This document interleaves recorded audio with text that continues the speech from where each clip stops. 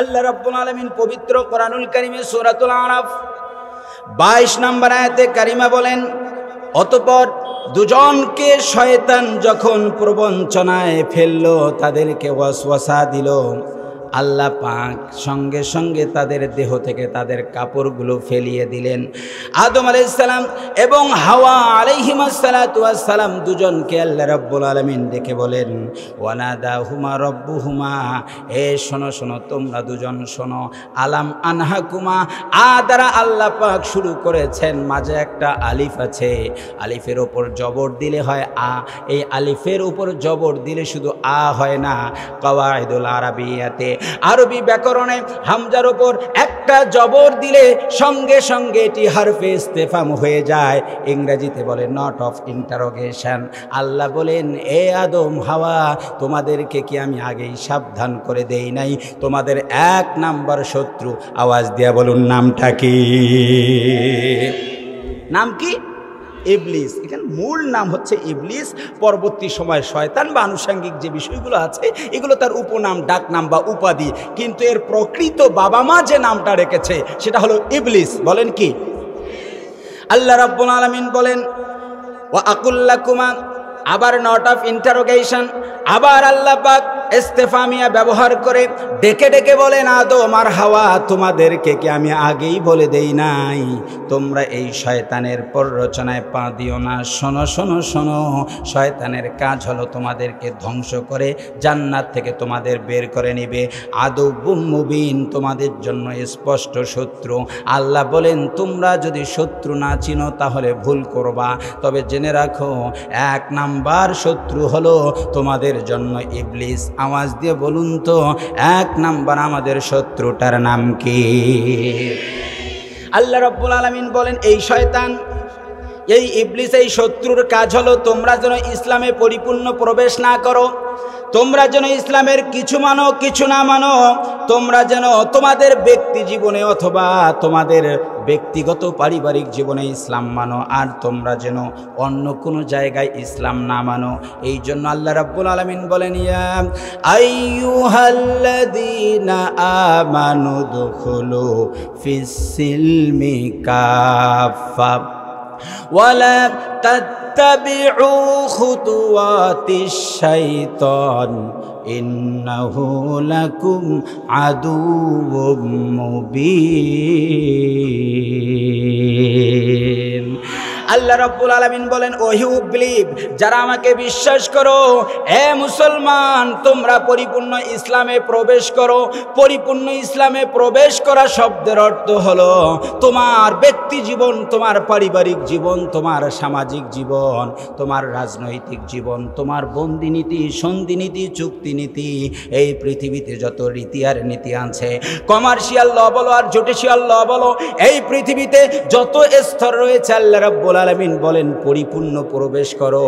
কিন্তু মনে রাখবা, মনেই রাখবা, পরিপূর্ণ ইসলামে প্রবেশ করতে দিবে না তোমাদের একজন শত্রু। আওয়াজ দিয়ে বলুন তো, ওই শত্রুর নামটা কি? জোরে বলেন নাকি? এখনো আছে না নাই? আমাদের মধ্যে আছে না নাই?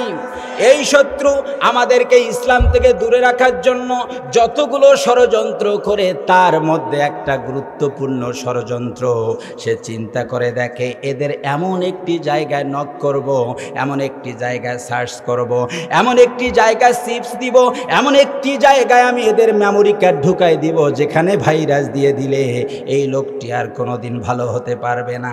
এই জন্য আমাদের এই শত্রুর কাজ অন্তঃকরণের মধ্যে মানুষের ওয়াসওয়াসা দেয়। ছোট্ট একটা সূরা, কোরআনুল কারীমের সর্বশেষ সূরায় আল্লাহ বলেছেন, সাবধান, তোমাদের এই শত্রু অন্তঃকরণে এমন একটি জায়গায় তোমাদেরকে ওয়াসওয়াসা দিবে, ওই জায়গা থেকে ওয়াসওয়াসা থেকে বাঁচার জন্য আল্লাহ পাক একটা আমল দিয়েছেন। কোনো মানুষ যদি সকাল সন্ধ্যায় সূরা নাস আর সূরা ফালাক পাঠ করে, আল্লাহ পাক ইবলিস নামক 1 নাম্বার শত্রু থেকে ওই লোকটাকে আল্লাহ পাক পরিত্রাণ দিয়ে দিবে। একটাবার অন্তত পড়ার দরকার আছে না নাই? জোরে বলেন, আছে না নাই? আমার সঙ্গে আওয়াজ দিয়ে বলুন, কুল আউযু বিরাব্বিল রাব্বিন নাসি মালিকিন নাসি ইলাহিন নাস মিন শাররিল ওয়াসওয়াসিল খান্নাস আল্লাযী ইউওয়াসওয়িসু ফি সুদুরিন নাস মিনাল জিন্নাতি ওয়ান নাস। জোরে বলেন আল্লাহু আকবার। আল্লাহ রাব্বুল আলামিন বলেন, হে রাসূল আপনি বলুন, কুল আউযু, আমি আশ্রয় চাই সেই মহান রবের কাছে যিনি মানুষের স্রষ্টা, মালিকিন নাস মানুষের মালিক, ইলাহিন নাস মানুষের ইলা, যার ইবাদত করবে, যার বিধান দিয়ে চলবে। এভাবে আল্লাহ তাআলা বলতে বলতে বলেন তার কাছ থেকে আশ্রয় চাও তোমাদের এক নাম্বার শত্রু যে। একটু লাউডলি বীরের মতো বলবেন কি আমাদের এক নাম্বার শত্রুর নাম কি? হলো না, আরো জোরে বলেন নামটা কি? আল্লাহ বলেন এই শত্রুর এমন কাজ, এমন নেটওয়ার্ক, এমন শক্তিশালী নেটওয়ার্ক, আল্লাযী ইউওয়াসওয়িসু ফি সুদুরিন নাস, তোমাদের অন্তঃকরণের ভিতরে কলব নামক একটা সুরক্ষিত জায়গা আছে, এই জায়গার মধ্যে ইবলিস প্রবেশ করবে আর এমন করে তোমাদের জন্য ওয়াসওয়াসা দিবে, তোমরা শয়তানি করা শুরু করবা। সুতরাং ইবলিস থেকে সাবধান হওয়া লাগবে, অন্তর যেন কোনো প্রকার কুমন্ত্রণা নিয়ন্ত্রণ নিতে না পারে। একটু আওয়াজ দিয়ে বলুন তো, এই শত্রু থেকে সাবধান হওয়ার দরকার আছে না? সময় কম, আমাকে একটু দ্রুত এগিয়ে যেতে হবে। এক নাম্বার শত্রু ইবলিস, দ্বিতীয় নাম্বার শত্রু হলো কাফের। সবাই বলুন কে? কাফেরদের সঙ্গে বন্ধুত্ব করা যাবে কি? লা বলেন নাই, আরো জোরে বলেন যাবে কি? আরো জোরে বলেন যাবে। আমরা মুসলমান, কালেমা পড়ি, সকাল বিকাল সন্ধ্যায় কাফেরদের সঙ্গে বন্ধুত্ব আছে না নাই? আল্লাহ রাব্বুল আলামিন পবিত্র কোরআনুল কারীমে স্পষ্ট ভাষায় জানিয়ে দিয়েছেন, লা ইয়াত্তাখিযিল মুমিনুনাল কাফিরিনা আউলিয়া মিন দুনিল মুমিনিন ومن يفعل ذلك فليس من الله في شيء إلا أن تتقوا منهم تقى। আল্লাহ রাব্বুল আলামিন বলেন, শোনো শোনো, লা ইয়াত্তাখিযিল মুমিনিনা, মুমিনরা কখনোই গ্রহণ করবে না, কাফিরিনা লাউলিয়া, মুমিনরা কখনো কাফেরদেরকে বন্ধু বানাবে না, মুমিনরা কোনো অবস্থায় কাফেরদেরকে বন্ধু বানাবে না। আল্লাহ রাব্বুল আলামিন বলেন, যদি এর ব্যতিক্রম তোমরা করো তাহলে শোনো শোনো, তোমাদেরকে আমি আল্লাহ তাআলা সাবধান করে দিচ্ছি, এই বন্ধুর ব্যাপারে তোমরা সাবধান থাকবা। যদি ভুল করে কোনোদিন কাফেরদের সঙ্গে বন্ধুত্ব করো তাহলে কিন্তু তোমরা মাইর খাবে। বর্তমান সিচুয়েশনে দেখা যায় মুখে মুখে কালিমার কথা বলি, কিন্তু কোনো না কোনোভাবে কাফেরদের সঙ্গে বলুন লিয়াজু আছে রায়। পৃথিবীর মুসলিম রাষ্ট্রগুলো তাকিয়ে দেখেন, কোনো না কোনোভাবে এরা কাফেরদের সঙ্গে বন্ধুত্ব করে ফেলেছে, যার কারণে আল্লাহ রাব্বুল আলামিন বলেন, শোনো দ্বিতীয় নাম্বার শত্রুর ব্যাপারে, আনতাত্তাকু মিনহুম তুকা, তোমরা সাবধান থাকবা, ভুল করেও কাফেরদের সঙ্গে বন্ধুত্ব করবা না। দ্বিতীয় নাম্বার শত্রু হলো কাফের, কাফেরদের সঙ্গে বন্ধুত্ব করা যাবে না। নবীজি বসা আছেন, কাফেররা নবীর সামনে আসলো, আসার পরে বললেন, ইয়া রাসূলুল্লাহি, ওগো নবীজি, আপনার কাছে এসেছি একটা কারণে, আমরা আপনার সাথে একটু ফ্রেন্ডশিপ করব, বন্ধুত্ব করব। নবী বলেন, কেমনে হবে? কাফেররা ডেকে ডেকে বলেন, হওয়ার একটা পদ্ধতি আছে, 6 মাস আপনি আমাদের প্রভু ইবাদত করবেন, আমাদের লাত মানাত উজ্জাত হবল সরস্বতী আপ্রদিতি ব্রাহ্ম, আমাদের যত ক্রিয়েটর আছে, আমাদের যত প্রভু আছে, 6 মাস পর্যন্ত আপনি আমাদের প্রভুর ইবাদত করবেন, আমরা আবার 6 মাস আপনার প্রভুর ইবাদত করব। আসুন না আপনার সাথে আমাদের একটা ফ্রেন্ডলি রিলেশন হয়ে যাক, বন্ধুত্বপূর্ণ সম্পর্ক হয়ে যাক। নবীজি মনে মনে ভাবলেন, দেখি না, তোমরা যে কোনো কোশ্চেন করলে আওয়াজ দিয়ে বলুন জবাব দিবে কে? হলো না, জোরে বলেন কে? তোমরা কোশ্চেন করেছো আমাকে, জবাব তো দিবেন আল্লাহ সুবহানাহু ওয়া তাআলা। বিশ্বনবী আকাশ মানে তাকিয়ে থাকলেন, দেখি না কাফের আর মুমিনদের ফ্রেন্ডশিপটা কেমন হবে। আল্লাহ পাক জিবরিলকে ডাক দিয়ে বলেন, জিবরিল বিলম্ব করো না, তাড়াতাড়ি করে যাও, আমার রাসূলের কাছে যাও। কাফেররা প্রস্তাব দিয়েছে বন্ধুত্ব করবে, নবী যদি এই মুহূর্তে বন্ধু আর শত্রু চিনতে ভুল করে তাহলে যুগে যুগে খেসারাত দেয়া লাগবে। আমার নির্দেশনা, ফান্ডামেন্টাল একটা রুলস আমি দিলাম, সামাজিক ব্যাপারে যা আছে মিলেমিশে থাকা যাবে, মনে রাখা লাগবে ধর্মীয় ব্যাপারে কাফেরদের সাথে বন্ধুত্বের কোনো সুযোগ নাই। আল্লাহ পাক জিবরিলকে দিয়ে কোরআন দিলেন, আমাদের জানা আছে সূরাতুল কাফিরুন, ঠিক কিনা? জানা আছে না নাই? আমার সাথে একটু পড়ুন। আল্লাহ বলেছেন, কুল ইয়া আইয়ুহাল কাফিরুনা লা আ'বুদু মা তা'বুদুন ওয়ালা আনতুম আবিদুনা মা আ'বুদ ওয়ালা আনা আবিদুম মা আবাদতুম ওয়ালা আনতুম আবিদুনা মা আ'বুদ লাকুম দীনুকুম ওয়ালিয়া দীন। বীরের মতো বলেন না আল্লাহু আকবার। আল্লাহ বলেন, কুল হে রাসূল আপনি বলুন, এলান করে দিন, ঘোষণা করে দিন, পৃথিবীর বক্তাদেরকে বলুন, তারাও বলুক। নির্দেশ কার? জোরে বলেন না কার? হে রাসূল তাদেরকে বলুন, ইয়া আইয়ুহাল কাফিরুন, হে কাফেররা শোনো, লা আ'বুদু মা তা'বুদুন, তোমরা ফ্রেন্ডশিপ করার জন্য, বন্ধুত্ব করার জন্য যে অফার করেছো, আল্লাহ বলেছেন লা আ'বুদু, আমি ইবাদত করি না তোমরা যার ইবাদত করো। উল্টো আবার তোমরা যার ইবাদত করো আমিও তার ইবাদত করি না। ইবাদতে ভাগাভাগি করলে মুসলমানরা মায়ের খাবে, কথা বলেন ঠিক কিনা?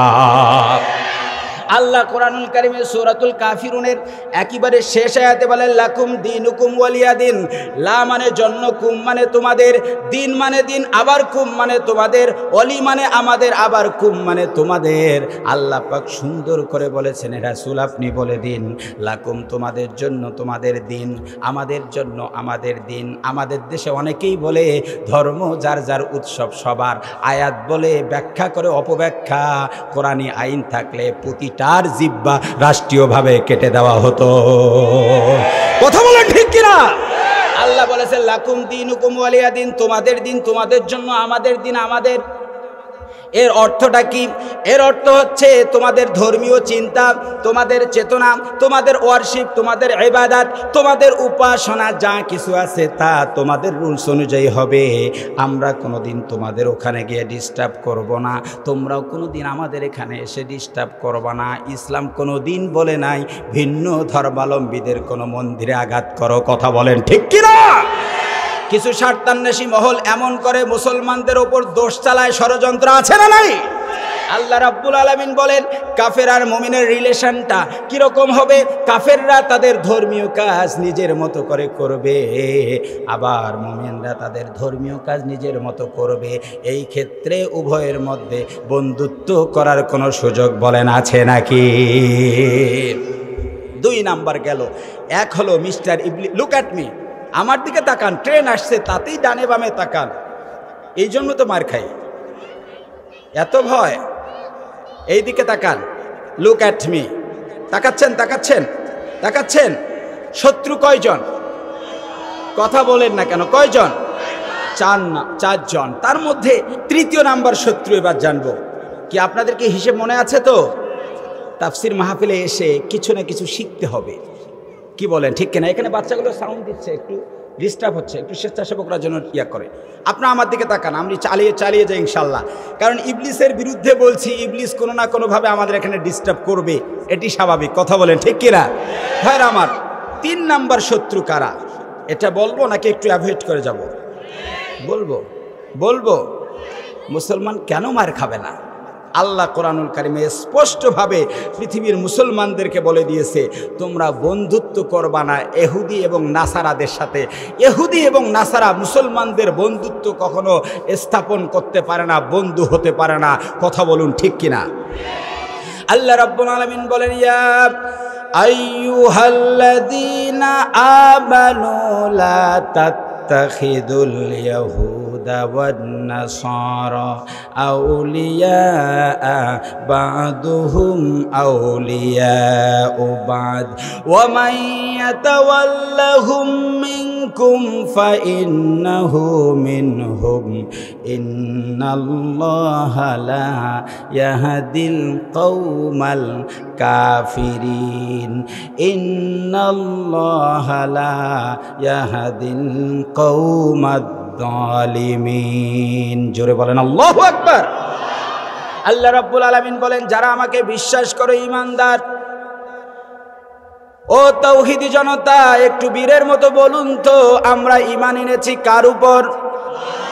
মজার ব্যাপার হলো আমাদের মালিক, আমাদের প্রভু আমাদেরকে ডেকে বলেছেন, শোনো শোনো শোনো, যারা ঈমানদার, ঈমান এনেছো আমার উপর, তোমরা শোনো, লা ইয়াত্তাখিযুল ইয়াহুদা ওয়ান নাসারা আউলিয়া, তোমরা কখনো ইহুদি আর নাসারাদেরকে বন্ধু বানাবা না। মনে রাখবা, বাদুহুম আউলিয়াউ বাদ, ইহুদি নাসারা আলাদা দুটি গোষ্ঠী হলেও তারা নিজেদের মধ্যে বন্ধু, ঠিক কিনা? আমরা কি দেখছি, আমাদের মুসলমানদেরকে মারার ক্ষেত্রে ইহুদি এবং নাসারা সবাই এক হয়েছে। আল্লাহ পাক কোরআনুল কারীমে স্পষ্ট ভাষায় বলে দিয়েছেন, কখনো কোনো মুমিন যদি ওমাইয়াতাওয়াল্লাহুম মিনকুম ফাইন্নাহু মিনহুম, আর তোমাদের মধ্যে কেউ যদি ইহুদি নাসারাদেরকে বন্ধু বানাও, মনে রাখবা আমি আল্লাহ তোমাদেরকে মুসলমান বলবো না। মান তাশাব্বাহা বিকৌমিন ফাহুয়া মিনহুম, যদি তাদের মতো হয়ে যাও, তাদের বন্ধু বানাও, আল্লাহ বলেন আমি তোমাদেরকে ইহুদি নাসারা বানিয়ে দিব। মুসলমানের বাচ্চা চুল কেটেছে অর্ধেক, রেখেছে অর্ধেক। এই তোমার চুল এরকম কেন? হুজুর নেইমার। কথা বলে না, তোমার লজ্জা করে না? তুমি মুসলমানের সন্তান, তোমার চুলের স্টাইল কেন নেইমারের মতো হবে? তোমার চুলের স্টাইল হবে একজন বড় আলেম, হক্কানি আলেমের মতো। তুমি একটি টুপি পরে বলবা, হুজুর আমি আজহারির মতো টুপি পরেছি।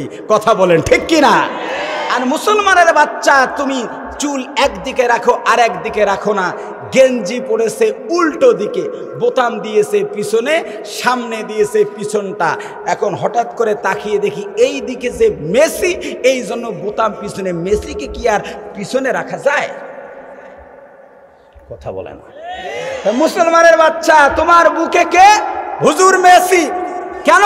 পিঠে রাখলে মেসি অপমান হয়ে যাবে, প্রয়োজনে বোতাম উল্টো দেখে গেছে। এই যদি কোনোভাবে অ্যাক্সিডেন্ট করে, আপনারা ধরে তাকে মাথা ঘুরাবেন যে মাথা বাঁকা হয়ে গেছে। কথা বলেন ঠিক কিনা?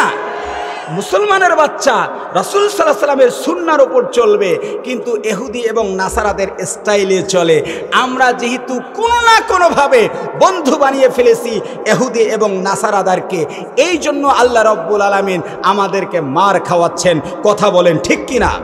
আমাদের একজন পিতা আছেন, মুসলিম মিল্লাতের পিতা, ফাদার অফ নেশন, নাম কি? জোরে বলেন না, কি নাম? ইব্রাহিম আলাইহিসসালাতু ওয়াসসালাম। এখান থেকেই তো জাতিগুলো বিভক্ত হয়েছে।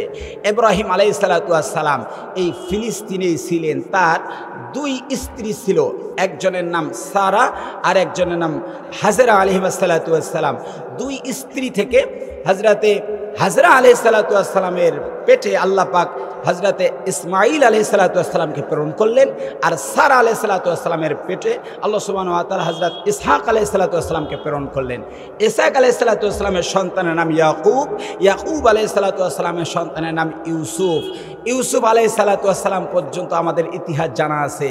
ওই যে 10 ভাই মিলিয়া ইউসুফ আলাইহিসসালামকে দিল ফেলিয়া, এই গজল জানা আছে না নাই? কোরআন তো জানা নাই, গজলটা জানা আছে। সূরাত ইউসুফে আল্লাহ পাক বিস্তারিত বলেছেন। তারা বলছেন, তারা যখন দেখলেন যে কাউকাবান ওয়াশ-শামসা ওয়াল কমারা রাআইতুহুম লি সাজিদিন, তারা চন্দ্র এবং সূর্যকে দেখেছে। দেখার পরে এরা ভাবলো সর্বনাশ, ইউসুফ বুঝি সুখে থাকবে, ইউসুফ বুঝি দামি হবে, ইউসুফ বুঝি ক্ষমতা দখল করবে, এখন এই ষড়যন্ত্র করা লাগবে। ইউসুফ আলাইহিসসালাতু ওয়াসসালাম ছোট মানুষ, তাকেই মারার জন্য ষড়যন্ত্র করে কুয়াতে ফেলিয়ে দেয়া হয়েছে। ইতিহাস জানা আছে না নাই? বলেন আছে না নাই? কিন্তু সেই দিন যিনি ফেলিয়ে দেবার নেতৃত্ব দিয়েছেন, সেই তাদের 10 ভাইয়ের মধ্যে যেই ভাই ছিল এই কারুকার্যের নেতা, তার নাম হলো এহুদা। কি নাম? আজকে না ইউসুফ আলাইহিসসালামকে এদের পূর্বপুরুষরা নির্দোষ ইউসুফ নবীকে কুয়ায় ফেলায় দিয়েছে, এদের খাসর জাতির অভ্যাস এখনো আছে। কথা বলেন ঠিক কিনা? ইউসুফ আলাইহিসসালাম সেখান থেকে তাকে নেওয়া হলো মিশরে। মিশরে তিনি মারা গেলেন। 450 বছর পর আল্লাহ পাক ইউসুফ আলাইহিসসালামের দেশেই তার বংশেই প্রেরণ করলেন মুসা আলাইহিসসালামকে। মুসা আলাইহিসসালাম যখন পার হয়ে আসলেন, ফেরাউন মরে গেল, তখন আল্লাহ রাব্বুল আলামিন নির্দেশ দিলেন, মুসা তোমার পূর্বপুরুষ ইয়াকুব আলাইহিসসালামের সময়ের, ইব্রাহিম আলাইহিসসালামের সময়ের, ইসাক আলাইহিসসালামের সময়ের মসজিদে আকসা বেধর্মীরা দখল করে ফেলেছে, হে মুসা তুমি উদ্ধার করো। মুসা আলাইহিসসালাম তার জাতিকে ডেকে বললেন, অনেক লম্বা ইতিহাস, বেশি বলবো না, তালুত আর জালুতের ইতিহাস সূরা বাকারা শেষে দেখে নেবেন। তারা মসজিদে আকসা দখল করলো, মোটামুটি আমাদের দখলেই ছিল, অনেক চড়াই উতরাই। ঈসা আলাইহিসসালামের পরবর্তী সময় এসে আবার বখতে নসর তিনিও হামলা করে একবার দখল করেছেন। এরপর রাসূল সাল্লাল্লাহু আলাইহি যুগে মসজিদে আকসা আমাদের হাতে ছিল না। কিছুদিন পর ওমর রাদিয়াল্লাহু তাআলা আনহু আবু উবাদা রাদিয়াল্লাহু তাআলা আনহুকে সাথে নিয়ে মসজিদে আকসা অধ্যুষিত অঞ্চল দখল করে নেন। দীর্ঘদিন পর আবার আমাদের মসজিদে আকসা তারা দখল করেন। মিশরের বাদশাহ তিনি আবার 1200 শতাব্দীর দিকে এসে আবার মসজিদে আকসা দখল করেন। এরপর থেকে উমাইয়া খেলাফত সহ বিভিন্ন সময় এটি আমাদের দখলেই ছিল। 19বিংশ শতাব্দীতে এসে 1917 সালে, কি গল্প শুনতেছেন আপনার, একজন ইংল্যান্ডের ব্যক্তি, তার মাথায় একটা রোগ ঢুকলো। কি রোগ? যে পৃথিবীতে সব জাতির নির্দিষ্ট ভূখণ্ড আছে, কিন্তু ইহুদিদের নাই, ইহুদিদের থাকবেও না, কারণ কোরআনে আল্লাহ পাক সূরা আরাফের 167তে বলছেন এদের কোনো নির্দিষ্ট জায়গায় থাকবে না, আযাব গজবই থাকতে হবে। কথা বলেন ঠিক কিনা? প্রথম তিনি সিদ্ধান্ত নিলেন ইহুদিদের জন্য একটি আলাদা রাষ্ট্র থাকা দরকার। মোটামুটি সিদ্ধান্ত হলো, কিন্তু রাষ্ট্র আর কোথায় হবে? ইতিমধ্যে হিটলার তো ইহুদিদেরকে মেরেই প্রায় শেষ করে দিল। কিছুদিন পর কিছু লোক এসে বলল যে আমরা একটু ফিলিস্তিনে ইহুদিদেরকে রাখতে চাই। তদানীন্তন সময়ের পাওয়ারফুল ইংল্যান্ড এবং অন্যান্য রাষ্ট্র সাপোর্ট দিল।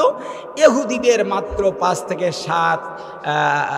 7 লাখ মানুষ সেখানে গিয়ে বসবাস শুরু করলো। আপনারা আওয়াজ দিয়ে বলেন, মুসলমানদের কলিজা ছোট না বড়? আরো জোরে বলেন, ছোট না বড়?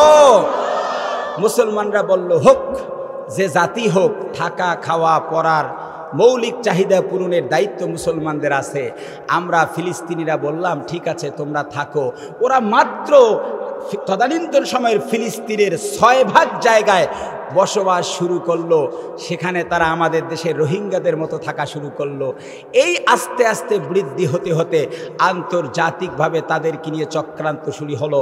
1948 সালে গিয়ে তারা বলল আমরা একটি স্বাধীন রাষ্ট্র ঘোষণা করব, কিন্তু নাম কি হবে? তখন তারা হিসাব করলো যেহেতু আমাদের ইয়াকুব আলাইহিসসালামের একটি ডাকনাম হলো ইসরাইল, মানে আল্লাহর বান্দা, সুতরাং আমাদের রাষ্ট্রটির নাম হবে ইসরাইল। তারা ইসরাইল নাম দিয়ে 1948 সালে স্বাধীন রাষ্ট্র ঘোষণা করলো। দেশ আমাদের, স্বাধীনতা ঘোষণা করে ওরা। কথা বলেন ঠিক কিনা? ফুল ইনফরমেশন আছে। অনেকে আমাদেরকে বলেন এই যুদ্ধ চলতে থাকলো 48 থেকে 1967 সালে এসে মুসলমানরা বলল জীবন যাক আর থাক, আমাদেরকে সব ষড়যন্ত্র রুখে দিতে হবে। মুসলমানরা বীরের জাতি না ভীরুর জাতি? কথা বলেন, বীরের জাতি না ভীরুর জাতি? বীরের জাতি। তারা চিন্তা করলো আমাদেরকে সব ষড়যন্ত্র রুখে দিতে হবে। তারা ষড়যন্ত্র রুখে দেবার জন্য 67তে এসে দুর্বার গতিতে যুদ্ধ শুরু করলো। তারা বিজয়ের একেবারে দ্বার প্রান্তে চলে গেল, কারণ মুসলমান যখন ঘুরে দাঁড়াবে তখন ইহুদি নাসারা গর্তে ঢুকবে। কথা বলেন ঠিক কিনা? আধারে ভয় পেও না, আধারে ভয় পেও না, আলো আছে আড়ালে, কালো সব পালিয়ে যাবে মুমিন ওঠে দাঁড়ালে, কালো সব পালিয়ে যাবে মুমিন ওঠে দাঁড়ালে। ঠিক কিনা? আধারে ভয় পেও না, আধারে ভয় পেও না, আলো আছে আড়ালে, কালো সব পালিয়ে যাবে তুমি উঠে দাঁড়ালে, কালো সব পালিয়ে যাবে তুমি উঠে দাঁড়ালে, কালো সব পালিয়ে যাবে তুমি উঠে দাঁড়ালে। বালুর ওই বাঁধগুলো চার ভেসে যাবে এলে ঢেউ, দাবানল জ্বললে পরে ফু দিয়া তা নেভায় কেউ। বালুর ওই বাঁধগুলো চার ভেসে যাবে এলে ঢেউ, দাবানল জ্বললে পরে ফু দিয়া তা নেভায় কেউ। দিনের পথে চলো যদি, দিনের পথে চলো যদি, শান্তি পাবে ওপারে, কালো সব পালিয়ে যাবে তুমি উঠে দাঁড়ালে, কালো সব পালিয়ে যাবে তুমি উঠে দাঁড়ালে, কালো সব পালিয়ে যাবে তুমি উঠে দাঁড়ালে। ঠিক কিনা? 1967 এসে মুসলমানরা দাঁড়িয়ে গেল, না আর মার খাবো না। এখন কথা বলেন, এখন বলেন, এখন হ্যাঁ, শুরুতেই বলেছি ইউনাইটেড নেশন যখন দেখে মুসলমান ঘুরে দাঁড়ায় তখন তারা মানবতার কথা বলে, যখন দেখে মুসলমান মার খায় তখন তারা নীরবতা পালন করে। কথা বলেন ঠিক কিনা? 67 সালে এসে জাতিসংঘ বলল, না হুজুর কিছু করা যাবে না, আসেন আমি বিচার করে দেই। কি বিচার? যে দুটি স্বাধীন রাষ্ট্র হবে আলাদা, একটির নাম হবে ফিলিস্তিন আর একটির নাম হবে ইসরায়েল। ঘটনাটা এমন হলো যে আমার বাড়িতে কোনো একজন ভাড়াটিয়া আসলো, এসে বলল হুজুর আপনার বাসায় থাকবো। আমি বললাম থাকেন। দীর্ঘ 10-12 বছর থাকার পর হঠাৎ করে আমি বললাম ভাই একটু যান, আমার বাড়িটার কাজ করব। লোকটি বলল না, এ বাড়ির মালিক তো আমি। আপনার কি কথা বুঝতেছেন আমার? এখন বিপদ, হুজুর মানুষ ধরে নাকে মারলে তো এখন দোষ হয়ে যাবে, হুজুর নাক ফাটালো, একটা কথা তো। আমাদের পায়ে পায়ে দোষ আছে না নাই? মুসলমান যখন প্রতিবাদ করে, প্রতিরোধ করে, তখন বেধর্মীরা মুসলমানদেরকে সন্ত্রাসের তকমা লাগিয়ে প্রতিরোধকে বন্ধ করে দিতে চায়। কথা বলেন ঠিক কিনা? এরা তখন ডেকে বলল শোনো আমরা বিচার করে দিব। মুসলমানরাও বসলো, ইসরায়েলের লোক জনপ্রতিনিধিরা বসলো 67-তে এসে। প্রিয় ভাইরা, এটি জানা খুবই দরকার, আমি এই পর্যন্ত এই আলোচনা শেষ করব। 67-তে এসে ইউনাইটেড নেশন আমাদেরকে বলল ঠিক আছে, আমি এখন বিপদে পড়লে যদি দেখি আমার ভাড়াটি আমার বাড়ির মালিকানা দাবি করে, দৌড় দিয়ে যাব চেয়ারম্যান সাহেবের কাছে, কারণ আমার খুবই কাছের হলো আপনাদের চেয়ারম্যান জনাব আনসার মহোদয়ের কাছে গিয়ে বলবো চেয়ারম্যান সাহেব ওয়াজ তো অনেক করি, কিন্তু আমার বাড়িতে তো মহা বিপদ, আমার রুম তো আরেকজন দখল করে নিয়েছে, বিচার করে দেন। চেয়ারম্যান বলল ঠিক আছে, ভাড়াটিয়াকে নিয়ে আসেন। ভাড়াটিয়াকে নিয়ে আসার পর চেয়ারম্যান বলল যেহেতু দাবি করছে তাহলে একটা কাজ করি, অর্ধেক রুম আপনি নেন আর অর্ধেক রুম ভাড়াটিয়াকে দেন। মানবেন আপনারা? কথা বলে না, কথা বলে না।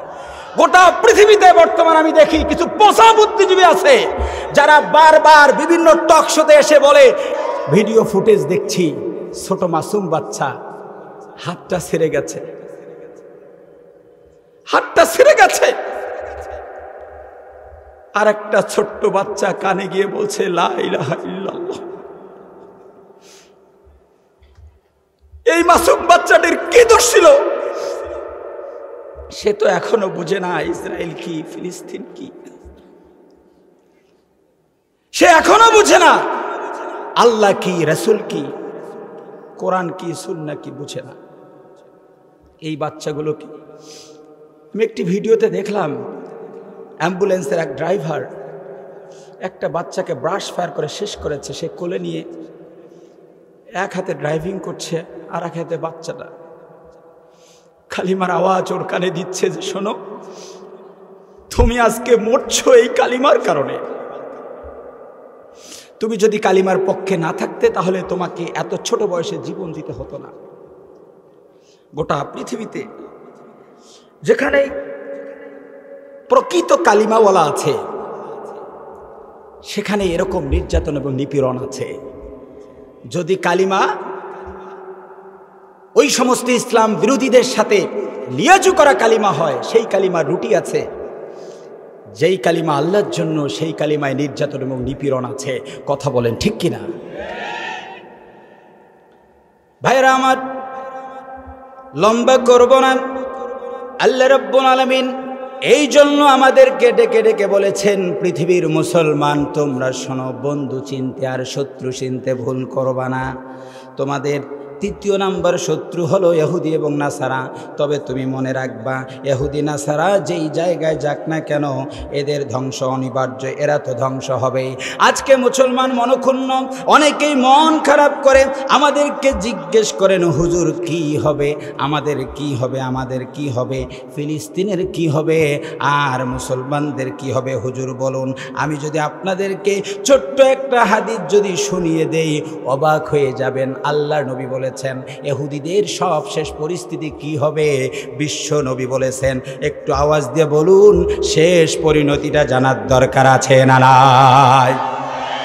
হযরতে আবু হুরায়রা রাদিয়াল্লাহু তাআলা আনহু থেকে বর্ণিত, তিনি বলেন, قال رسول الله صلى الله عليه وسلم বলেছেন, لا تقوم الساعة لا تقوم الساعة حتى يقاتل المسلمون اليهود فيقتلهم المسلمون حتى يختبئ اليهودي من وراء الحجر والشجر فيقول الحجر أو الشجر يا مسلم يا عبد الله يا عبد الله هذا يهودي خلفي فتعالى فاقتله فتعالى فاقتله ইল্লাল গারকাদ ফাইন্নাহু মিন শাজারাতিল ইয়াহুদ। বুঝেন আর না বুঝেন, আওয়াজ দিয়ে বীরের মতো বলুন সুবহানাল্লাহ। আল্লাহ নবী বলেছেন, লা তাকুমুস সাআতা হাত্তা ইউকাতিলাল মুসলিমুনা আল ইয়াহুদা। ততক্ষণ কিয়ামত হবে না যতক্ষণ পর্যন্ত মুসলমান ইহুদি মারবে না। আল্লাহু আকবার বলেন। নবী বলেছেন, ইহুদিদেরকে যতক্ষণ পর্যন্ত মারবে না, ইহুদিরা যতক্ষণ পর্যন্ত মার খাবে না, ততক্ষণ পর্যন্ত নবী বলেছেন আল্লাহ পাক পৃথিবীকে ধ্বংস করে দিবে না। ওরা যতই মারুক, প্রতিশোধ নেয়ার সুযোগ বলেন কে দিবে? আল্লাহ নবী বলেছেন, ফায়াকতুলুহুমুল মুসলিমুনা, আর মুসলমানরা তাদেরকে হত্যা করবে। হাত্তা ইয়াখতাবিয়াল ইহুদি মিন ওয়ারাইল হাজারি ওয়াশ শাজারি, এমন একটি পর্যায় তৈরি হয়ে যাবে, তারা ভয়ে কেউ বা গাছের পিছনে গিয়ে লুকাবে, কেউ বা পাথরের আড়ালে লুকাবে। গাছ আর পাথর এই দুইটা জায়গায় তারা আশ্রয় গ্রহণ করবে। বিশ্বনবী ১৫০০ বছর আগে বলে দিয়েছেন ইহুদি এবং নাসারা কোন জায়গায় আশ্রয় প্রার্থনা করবে আর আশ্রয় নিবে। আল্লাহ নবী যা বলেছেন তারা অলরেডি শুরু করেছেন, তারা শুরু করে দিয়েছেন। বাঁচার জন্য দুইটি জায়গা তাদের, একটি হলো গাছ আর একটি হলো পাথর। নবী যা বলেছেন ইহুদিরা অলরেডি সেই কাজ করা শুরু করে দিয়েছে। এই তো আমার একটা ইউটিউবে একটা অ্যানালাইসিস আছে, আপনারা দেখতে পারেন।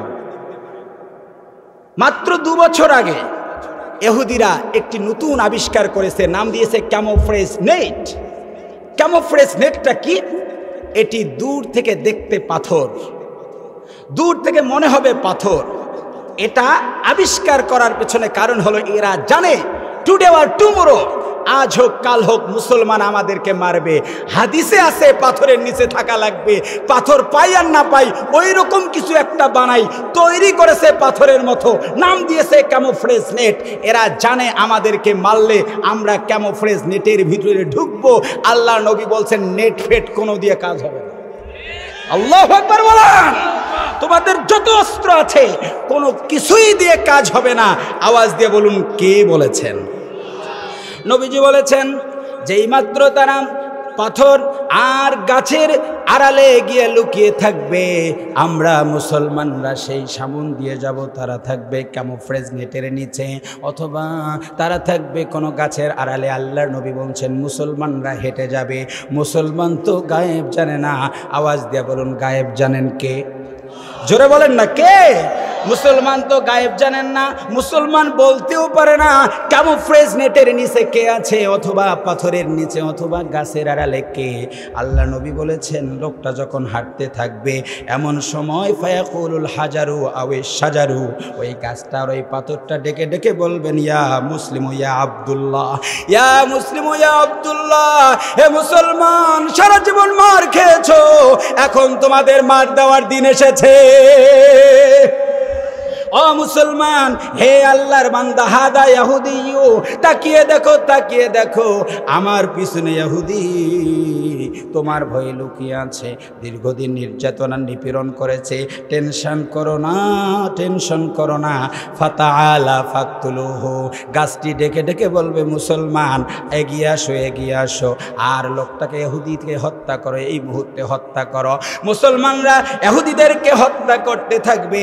আল্লাহ নবী বলেছেন ইল্লাল গারকাত নামক একটা গাছ আছে, যেই গাছটা কথা বলবে না, গাছটা নিরাপত্তা দিবে, ইহুদিদেরকে বাঁচানোর জন্য চেষ্টা করবে। নবী বলেছেন এই গাছ ছাড়া বাঁচার তাদের আর কোনো উপায় থাকবে না। ফাইন্নাহু মিন শাজারাতিল ইহুদি, আল্লাহর নবী বলেছেন কারণ গারকাত গাছটা হলো ইহুদি গাছ, এই গাছ ব্যতীত তাদের বাঁচার কোনো উপায় নাই। ইহুদিরা জানে আমরা গারকাত গাছ ছাড়া বাঁচতে পারবো না, এই জন্য গারকাত গাছের বিরাট বিরাট বাগান তারা বানিয়ে রেখেছে। যাই করুক না কেন, পরবর্তী সময় হযরত ঈসা আলাইহিস সালাম এসে সব ইহুদিদেরকে পৃথিবী থেকে একেবারে শেষ করে দিবে। সময় এসেছে, আমরা জানি না হযরতে ঈসা আলাইহিস সালাম, ইমাম মাহদী আলাইহিস সালাতু ওয়াস সালাম কবে আসবে, কখন আসবে। তবে রেডি হয়ে যান। বিশ্বনবী বলছেন আমার আগমন মানেই কিয়ামত। আল্লাহু আকবার, আল্লাহু আকবার। বিশ্বনবী বলছেন আমি আর কিয়ামত এরকম, চন্দ্র দ্বিখণ্ডিত হয়েছে, ইকতারাবাতিস সাআ ওয়াশাক্কাল কমর, চাঁদ ফেটে গেছে মানেই কামিং কিয়ামত। নবীজি বলছেন কিয়ামত একেবারেই কাছে, আমরা কিয়ামতের দ্বার প্রান্তে আছি। কবে আমরা নির্দিষ্ট করে বলতে পারবো না, তবে যদি ইমাম মাহদী আলাইহিস সালাতু ওয়াস সালাম আসেন, আমি বর্তমান পৃথিবীর যে সিচুয়েশন আমি এটা অবজারভেশন করে আমি মনে করছি ঠিকই দাজ্জাল ইমাম মাহদী আলাইহিস সালাম আসার একটি সময় হয়েছে।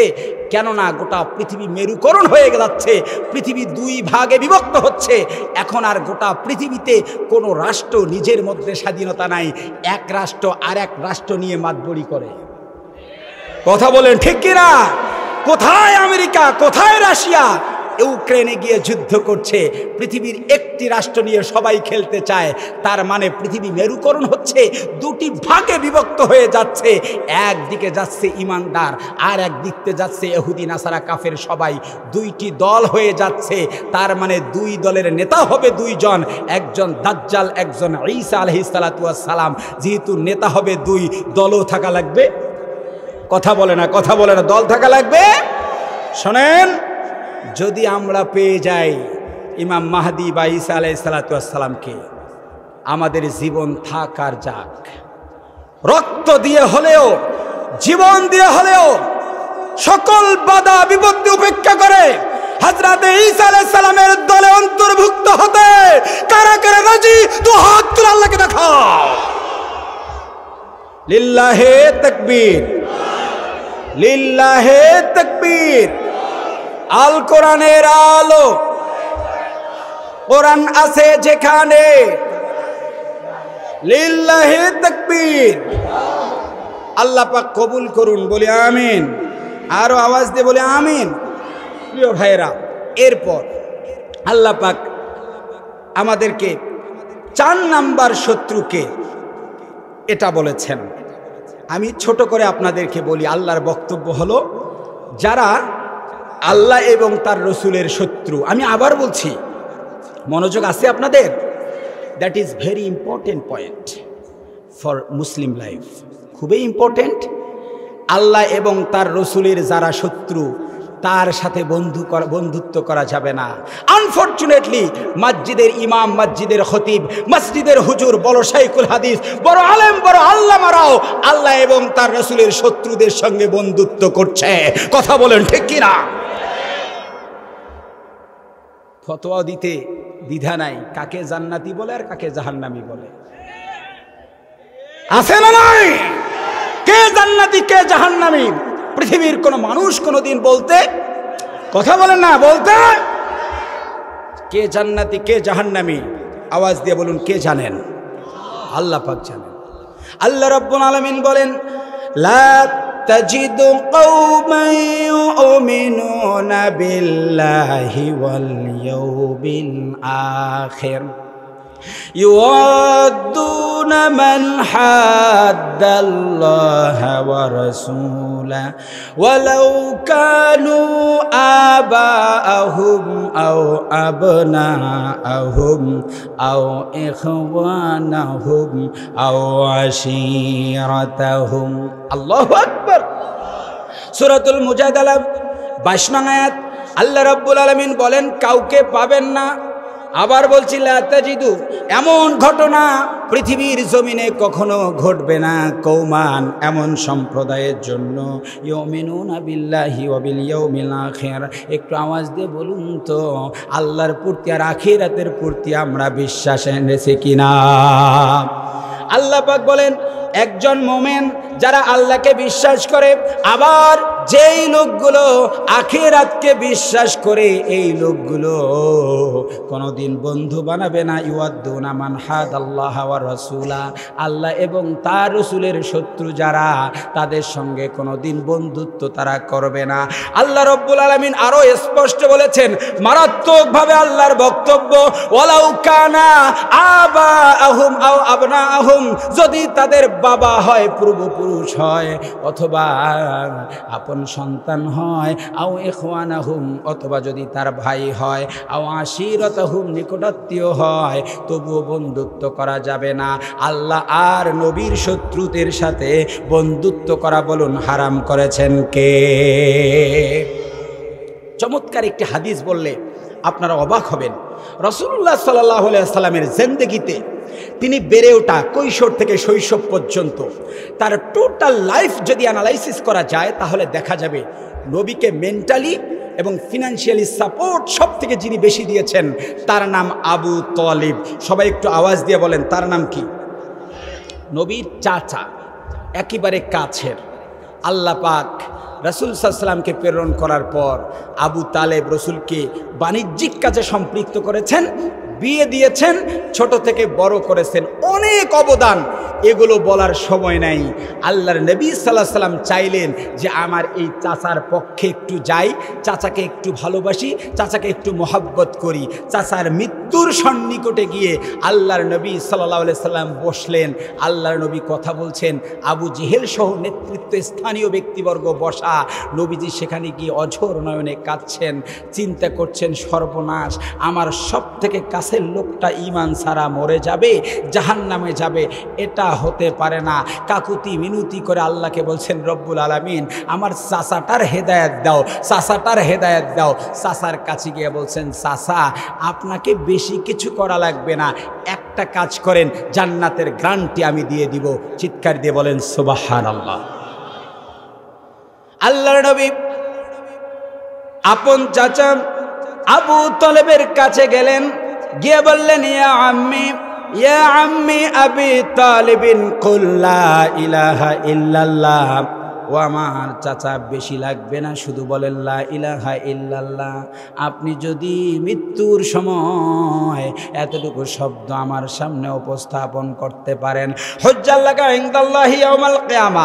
ও চাচা কিয়ামতের ময়দানে যেই দিন সুপারিশের দায়িত্বটা আল্লাহ পাক আমাকে দিয়ে দিবে, আমি দৌড় দিয়ে আল্লাহর সামনে দাঁড়াবো, হুজ্জাল লাকা আল্লাহর সঙ্গে বিতর্ক করব, আল্লাহকে বলবো মালিক চাচা রিসালাতে স্বীকার করুক আর না করুক তোমাকে তো স্বীকার করেছে। ও চাচা একটু দয়া করে একটা বার শুধুমাত্র আপনি কালেমা পড়ুন, আপনার ব্যাপারে আমি আল্লাহর কাছে বিতর্ক করে আপনার জান্নাতের গ্যারান্টিটা আমি দিয়ে দিব। যখনই পড়া শুরু করেছেন সঙ্গে সঙ্গে আল্লাহ পাক আয়াত নাজিল করে বলেছেন ওগো নবী, ওগো নবী, আপনার জীবনের সব থেকে যে আবু তালেব বেশি উপকার করছে, আবু তালেব যেহেতু ইমানদার নয়, এই জায়গায় ভালোবাসা দেখানো যাবে না। কাছের যতই হোক ইমান ছাড়া আল্লাহর শত্রুকে বন্ধু বানানো যাবে না, ঠিক কিনা? আল্লাহ রাব্বুল আলামিন বলেন মা কানা লিন-নাবিয়্যি ওয়াল্লাযীনা আমানু আইয়াস্তাগফিরু লিল মুশরিকিন ওয়ালাউ কানু উলি কুরবা মিন বাদি মা তাবায়্যানা লাহুম আন্নাহুম আসহাবুল জাহিম। আল্লাহ রাব্বুল আলামিন পবিত্র কোরআনুল কারীমে 113 নম্বর আয়াত সূরাতুত তাওবায় আল্লাহ রাব্বুল আলামিন বলেন, ওগো নবী আপনি এত ভালোবাসা দেখান কেন? ভালোবাসা হবে ঈমানের মানদণ্ডে। আপনার চাচা যেহেতু আমার শত্রু, আমার কালেমা পড়ে নাই, আপনার চাচা যেহেতু তাওহীদ স্বীকার করে নাই, আমার শত্রু আপনার কোনোদিন বন্ধু হতে, কথা বলে না, বন্ধু হতে মা কানা লিন-নাবিয়্যি, আর কোন নবীর জন্য তো মানানসই নয়। ওয়াল্লাযীনা আমানু, আর কোন ঈমানদারদের জন্য মানানসই নয়। কোন ঈমানদার কোনদিন এমন কাজ করবে না, কোন নবী কোনদিন এমন কাজ করবে না আইয়াস্তাগফিরু, তাদের জন্য ইস্তেগফার করবে লিল মুশরিকিনা, অথচ তারা মুশরিক। যারা মুশরিক তাদের ব্যাপারে কোন নবী আর কোন মুমিন কোনদিন ইস্তেগফার করবে না। ওগো নবী ওয়ালাউ কানু উলি কুরবা, যদিও বা আপনার একেবারে নিকটতম কেউ হয়, আপনার বাবা হয়, আপনার সন্তান হয়, অথবা আপনার আত্মীয় স্বজন কেউ হয়, মনে রাখা লাগবে আল্লাহর শত্রু আর নবীর শত্রুকে কোনোদিন বন্ধু বানানো, কথা বলেন না, বন্ধু বানানো। আমরা অনেক মুমিন দেখি, অনেক আলেম দেখি, অনেক হুজুর দেখি, আল্লাহ আর রাসূলকে যারা গালি দেয় তাদের সঙ্গে বন্ধুত্ব আছে না নাই? মুসলমান এই চার জায়গায় যখন বন্ধুত্ব করবে না, এদেরকে যখন শত্রু মনে করবে, তখন আল্লাহ পাক মুসলমানদেরকে বিজয় দিবেন। চার প্রকার আমরা শত্রু চিনতে পেরেছি। একটু সংক্ষিপ্ত পরিসরে বলুন তো, আমাদের বন্ধুকে একটু জানার দরকার আছে না নাই? আল্লাহ রাব্বুল আলামিন বলেন ইন্নামা ওয়ালিয়্যুকুমুল্লাহু ওয়া রাসূলুহু ওয়াল্লাযীনা আমানুল্লাযীনা ইউকিমুনাস সালাতা ওয়া ইউতুনাজ যাকাতা ওয়া হুম রাকিউন। আল্লাহ রাব্বুল আলামিন বলেন ইন্নামা, নিশ্চয় মনে রাখবা, তারাই তোমার ওলি, তারাই তোমার বন্ধু। তিন শ্রেণীতে বন্ধুত্ব করবা। এক নাম্বার আল্লাহ বলেন ওলিয়্যুকুমুল্লাহ, তোমার এক নাম্বার বন্ধু হবে আল্লাহ। মনে রাখবা, এক নাম্বার শত্রু যেমন ইবলিস, এক নাম্বার বন্ধু তেমন আল্লাহ। বর্তমান বিশ্বের মুসলমান এক নাম্বার বন্ধু আল্লাহকে বানাতে পারে নাই। যারা এক নাম্বার বন্ধু আল্লাহকে বানাবে তাদের পরাজয় কোনোদিন হবে না। বিশ্ব নবীর জীবনে আওয়াজ দিয়ে বলুন, নবীজির এক নাম্বার বন্ধু কে? আরো জোরে বলুন, কে? এক নাম্বার বন্ধু আল্লাহ রাব্বুল আলামিন ছিলেন, যার কারণে তিনি হযরতে আবু বকর রাদিয়াল্লাহু তাআলা আনহুকে নিয়ে রওনা করেছেন। আবু বকর রাদিয়াল্লাহু তাআলা আনহু বিশ্ব নবীর বন্ধু ছিলেন, আপনাদের জানা আছে। দুইজনে রওনা করেছেন, যেই মাত্র গর্তের ভিতরে তারা ঢুকে গেছে, আবু বকর রাদিয়াল্লাহু তাআলা আনহু উপরে তাকিয়ে দেখে কাফেরদের পা দেখা যায়, কখন যে বিশ্ব নবীর মাথাটা দ্বিখণ্ডিত করবে। 100 উট তারা ঘোষণা করেছে, কোটি কোটি বিলিয়ন বিলিয়ন অর্থ ঘোষণা করেছে, বিশ্ব নবীর মাথাটা নিতে পারলে। আবু বকর শঙ্কিত হয়ে নবীর দিকে তাকিয়ে বলেন, ওগো নবী, কখন যেন কাফেররা আমাদেরকে শেষ করে ফেলে। নবী বলেন, লা তাহজান, চিন্তা করো না, চিন্তা করো না, তুমি শুধু আমার বন্ধু নও, তুমি তো আমার 3 নাম্বার বন্ধু, আমার 1 নাম্বার বন্ধু। আওয়াজ দিয়ে বলুন তো কে? বীরের মতো বলুন না, কে? কাফেররা মারার দ্বার প্রান্তে গেছে, কিন্তু মারতে, বলেন মারতে, কারণ হলো বিশ্বনবীর জীবনে এক নাম্বার বন্ধু আল্লাহকে বানানোর কারণে বিশ্বনবী যখন বদর প্রান্তরের যুদ্ধে রওনা করেন, কিছু দূর যাওয়ার পর নবীজি সাহাবায়ে কেরামকে বললেন, থামো, আমি একটু দোয়া করব আল্লাহর কাছে। হাত উত্তোলন করে এমন সুন্দর করে দোয়া শুরু করেছেন। হযরতে আবু বকর সিদ্দিক রাদিয়াল্লাহু তাআলা আনহুর সাথে, ওমর রাদিয়াল্লাহু তাআলা আনহুর সাথে হযরতে আলী থেকে হাদিসটি বর্ণিত। আলী রাদিয়াল্লাহু তাআলা আনহু বলেন, আমি তাকিয়ে দেখি রহমাতাল লিল আলামিন হাতটা উঁচু করেছেন, চাদরটা বারবার পিছনে পড়ে যায়। আবু বকর রাদিয়াল্লাহু তাআলা আনহু চাদরটা উঠিয়ে নবীর শরীরে পেঁচিয়ে দিয়ে বলেছেন, ইয়া মুহাম্মদ, আপনি চিন্তা করবেন না, চিন্তা করবেন না, আপনি এমন একজন ব্যক্তি, আপনার এক নাম্বার বন্ধু যিনি, উনি চাইলে সব শক্তি পরাজয় হবে, আপনার শক্তি বলুন বিজয় দেবে কে? আল্লাহ রাব্বুল আলামিন পরবর্তী সময় স্মরণ করে সূরাতুল আনফালের 9 নম্বর আয়াতে বলেন, ইদ তাস্তাগীসুনা রাব্বাকুম ফাস্তাজাবা লাকুম আন্নী মুমিদ্দুকুম বিআলফিম মিনাল মালাইকাতি মুরদিফিন। আল্লাহ বলেন, নবীজি স্মরণ করুন ঈদ। প্রতিটা আরবিতে ঈদ যেই জায়গায় আছে, কাওয়াইদুল আরবিয়ার ভাষ্য হলো ওই জায়গা। আল্লাহ বলেন উজকুর, স্মরণ করো সেই সময়ের কথা। আল্লাহ বলেন, নবীজি তাস্তাগীসুনা রাব্বাকুম, তাস্তাগীসুনা হলো ইস্তেগাসা করা। ইস্তেগাসাটা কি? একেবারে কাকুতি মিনতি করে বিনয়ের সাথে আল্লাহ তাআলার কাছে দোয়া করা। আমার রব্বুল আলামিন বলেন, নবী আপনি সেই দিন আমার কাছে দোয়া করে বলেছেন কাকুতি মিনতি করে, তুমি ছাড়া আমার কোনো বন্ধু নাই, তুমি একমাত্র আমার বন্ধু। আজকের এই কঠিন সিচুয়েশনে, বিপদের দিনে সব থেকে কাছের বন্ধু, বিপদের দিনে সব থেকে বেশি সাহায্য করবে। আজকের এই প্যান্ডামিক একটা সিচুয়েশনে, ওগো মালিক তুমি কি আমাকে সাহায্য করবা না? আল্লাহ বলেন, শোনো মুহাম্মদ, বন্ধুত্ব আমার সাথে তুমি করেছো, সুতরাং মনে রাখো বন্ধুর কাজ হলো বন্ধুকে সহযোগিতা করা। তোমাকে সহযোগিতা করার জন্য একটা না দুটা না, মালাইকাতে মুরদিফিন ধারাবাহিকভাবে আমি আল্লাহ পাক তোমার সাহায্যের জন্য, আমি ফ্রেন্ড তোমার জন্য উপঢৌকন হিসাবে 1000 ফেরেশতা পাঠিয়ে দিলাম। শুধু 1000 না, বিভিন্ন আয়াতে বিভিন্নভাবে বর্ণিত প্রায় 5000 ফেরেশতা। আল্লাহ রাব্বুল আলামিন বলেন, আমার সাথে বন্ধুত্ব করবার কারণে আমার নবী যেখানে বিপদে আমি সেখানে। আল্লাহু আকবার। আমার নবী যত জায়গায় বিপদে পড়েছে বন্ধুর দিকে তাকিয়েছে, আল্লাহ রাব্বুল আলামিন বন্ধুকে সঙ্গে সঙ্গে সহযোগিতা করেছে। ও আমার মুসলমান যুবক ভাইরা, একটু আওয়াজ দিয়ে বলা যাবে কি, আমরা সব বন্ধু পরিত্যাগ করে এক নাম্বার বন্ধুটা আমরা কাকে বানাবো? রাজি আছি তো ইনশাআল্লাহ? আল্লাহর ভয় হৃদয়ে নাই, কিসের মোমেন্ট? যা হবে হবে। ফায়াকতুলুনা ওয়া ইকতালু, মরো আর মারো। বন্ধুটা চিৎকার দিয়ে বলুন কে? যেই লোক মরার সময় আল্লাহকে বন্ধু বানাতে পারবে।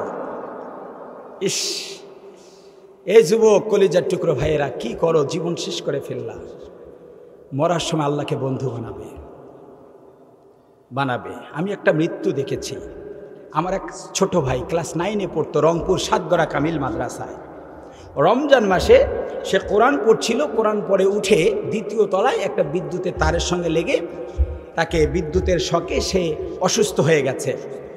আমি গিয়ে দেখলাম মেডিকেলে সে শুয়ে আছে। অত্যন্ত ভালো 5 ওয়াক্ত সালাত পড়ত। আমি কাছে যাওয়ার পূর্ব পর্যন্ত কারোর সঙ্গে সে কথা বলতো না। আমাকে দেখেই সে বলছে, ভাইয়া আমাকে একটু আয়াতুল কুরসিটা শোনাবেন? আল্লাহু আকবার বলবেন না? আমার জীবনের একটা বাস্তব মৃত্যু, আল্লাহকে বন্ধু বানিয়ে মৃত্যু কেমন হয় আমি অপলক নৃত্যে তাকালাম। সে বলছে, ভাইয়া আমার খুব ইচ্ছা করছে, আমি আপনাকে খুঁজছিলাম যে আপনি সূরা বাকারার শেষ আয়াত কয়েকটি আমাকে শোনাবেন। আমি সূরা বাকারার শেষ আয়াত কয়েকটি ওকে শোনালাম, আয়াতুল কুরসিটাও শোনালাম। সে বলছে, ভাইয়া দেখো না আম্মু এবং বাসার লোকজন কান্নাকাটি করছে, অথচ আল্লাহর ফেরেশতারা আমাকে ডাকছে। আমি তো জান্নাতে যাচ্ছি, আমি তো সুখের জায়গায় যাচ্ছি, আমি তো আনন্দের জায়গায় যাচ্ছি, অযথা এরা কান্না করে কেন? বলো, এরা যেন কেউ না কাঁদে। ইস, কি জীবন! এমন জীবন যদি আমাদের হতো, মৃত্যুটা যদি এমন হতো। সে কিছুক্ষণ পরে মারা গেছে, রমজান মাস, কয়েক বছর হলো, 3-4 বছর আগে। আমি সে জানাজায় উপস্থিত ছিলাম। আমি একটা দৃশ্য দেখেছি, বলবো আপনাদেরকে। আমরা যখন জানাজা করছি আজ থেকে 3-4 বছর আগে, রমজান হতো, প্রচণ্ড রোদে, ঢাবসাদগড়া কামিল মাদ্রাসা মাঠে জানাজা। আমি দেখছি যে আমরা লাশটা যখন রাখলাম তখন সব জায়গায় রোদ, কিন্তু আমরা যেখানে দাঁড়িয়েছি এটিতে ছায়া। আল্লাহি আমি দেখে বলছি, যখন জানাজা হলো তখন দেখি লাশ আমরা যেখানে নিয়ে যাই, এমনকি কবরস্থ করার সময় সেখানে রাখার সময় দেখলাম সেখানে ওই ছায়া। আমি দাফন কাফনের দৃশ্য না দেখে আকাশের দৃশ্য দেখছি। যেই মাত্র দাফন শেষ, রোদ উঠে গেল, আমার মনে পড়ে গেল যদি কেউ আল্লাহকে বন্ধু বানাতে পারে তার বিদায়টা হবে অত্যন্ত চমৎকার, চমকপ্রদ। প্রিয় ভাইরা, আজকে একটা দোয়ায় গিয়েছিলাম, গত পরশুদিন আমার এক চাচা মারা গেছেন, মসজিদের খাদেম ছিলেন। আমাকে বললেন, হুজুর, লোকজন যে রাত 2টা বাজে আমাদেরকে সবাইকে ডেকে বলছে, আমি তো যাচ্ছি, হুজুরেরা আসছে আমাকে নেওয়ার জন্য সাদা পাঞ্জাবি পরে। আল্লাহু আকবার বলেন। পরশু রাতের কথা, আমি জানাজা করালাম, বলছেন, আমার কথাও বলছেন যে উনি যেন জানাজাটা পড়ান। যাই হোক, আমি যাওয়ার পর আমাকে বললেন, হুজুর, উনি আমাদের সামনে স্পষ্ট কালিমা পড়তে থাকলেন, হঠাৎ করে নাই আমরা হাত দিয়ে দেখি তিনি মরে গেছেন। আমি আফসোস করছি, হায়, মসজিদের খাদেম আল্লাহকে বন্ধু বানাতে পারছে, আমরা সচেতন, আমরা অ্যালার্ট, অনার্স করলাম, মাস্টার্স করলাম, পিএইচডি করলাম, এত পড়াশোনা, এত যোগ্যতা, এত টাকা, এত ক্ষমতা, মৃত্যুর সময় যদি আল্লাহ বন্ধু না হয় তার কপালে কোনোদিন জাহান্নাম ছাড়া উপায় নাই। আল্লাহকে বন্ধু বানাতে রাজি আছি না নাই? জোরে বলেন, আছি না নাই? কারা কারা বানাবো? হাত উঠাই। জি বলেন, হে আল্লাহ। জোরে বলেন না, হে আল্লাহ, আমরা তোমাকেই বন্ধু বানাতে চাই, মৃত্যুর সময় কালিমা পড়ে মরতে চাই।